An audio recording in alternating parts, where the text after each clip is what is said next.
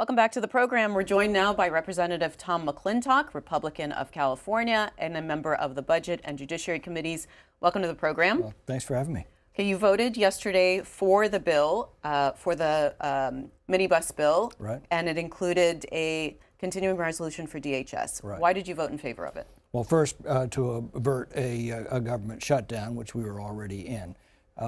These are 5 of the 12 appropriations bills. That takes us to a total of 11, with a 2-week extension for DHS funding because of the controversies over immigration enforcement. The good news is immigration enforcement was already funded under the big, beautiful bill last year, but what's at stake with the DHS funding is, among other things, TSA, FEMA, and the Coast Guard. So, as you said, the at issue was immigration enforcement. You've seen what Democrats are asking for. Is there anything that you would be able to get on board with on that? I think some of the requests are quite reasonable. For example, body cameras for ICE officers. I think that's important to protect the ICE officers. So I'm all for that. And that's already happening. Secretary Right. Noem has announced for Minneapolis and then for other cities. Exactly. Is that it? Oh, What about masks? I've talked to a lot of the ICE officers. None of them want to wear masks. They have to wear masks to protect themselves from doxing and the harassment of themselves and their families. I think that a compromise could be worked out where masks would be banned, but the penalties for doxing and for harassing ICE agents need to then be amped up dramatically to assure that they and their families are protected. The issue of judicial warrants to enter a person's home, if they knock on somebody's door and they say, I'm not opening, they can essentially break it down and enter. Are you in favor of that? Because some experts are saying that that violates the Fourth Amendment. That's the debate that's going on right now. Now, the Eighth Circuit Court, which includes Minnesota, has already ruled that administrative warrants in the case of a escaped prisoner, an administrative warrant was issued by the warden of the prison. That a warrant was deemed sufficient by the Eighth Circuit in order to enter a house and remove that escaped prisoner. But in this case, for immigration, I would think the same principle applies on immigration because, again, these are administrative warrants. Most of these apprehensions are not for criminal charges.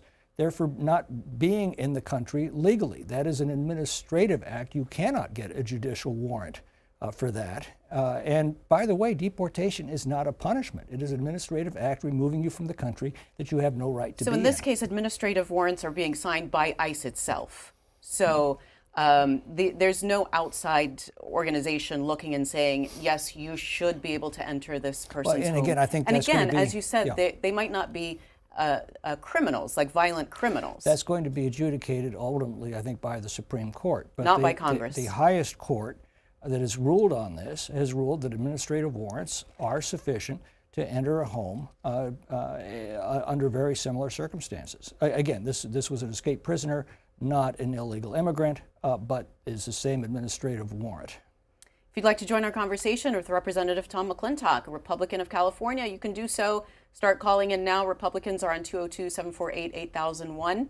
Democrats 202-748-8000, and Independents 202-748-8002. You've got 9 days now to figure out a compromise on immigration enforcement. Are you going to get it done?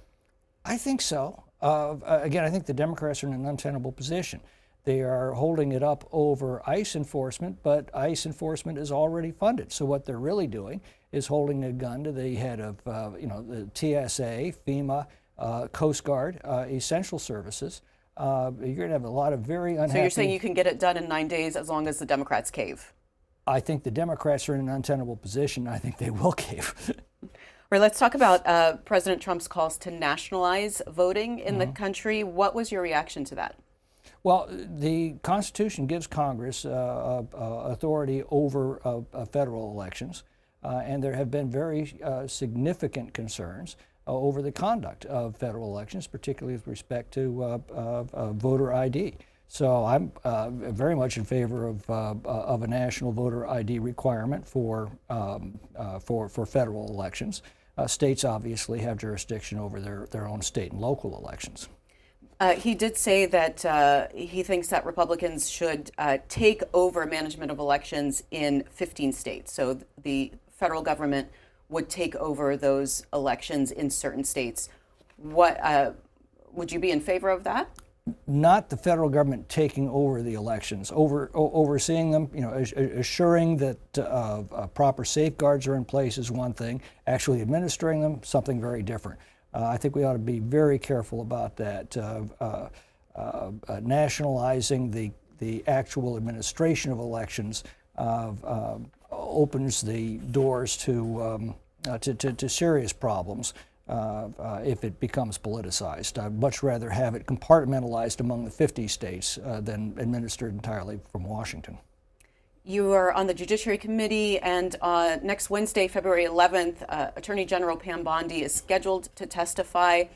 Democrats have accused her of politicizing the DOJ in her handling of the Epstein files and other situations at Justice. What questions do you have for Attorney General Bondi? I want to look at the remarkable success that this administration has had in bringing down the crime rates across the country. I mean, the homicide rate in the United States this year is expected to hit a 100-year low.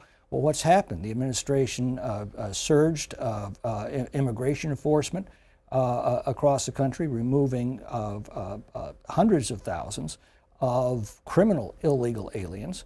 That is a hugely important step. And look at Washington, D.C. and what's happened with the surge there. It turns out when you actually enforce the laws and take criminals off the streets, you have safer communities. And that's the story that I think needs to be told.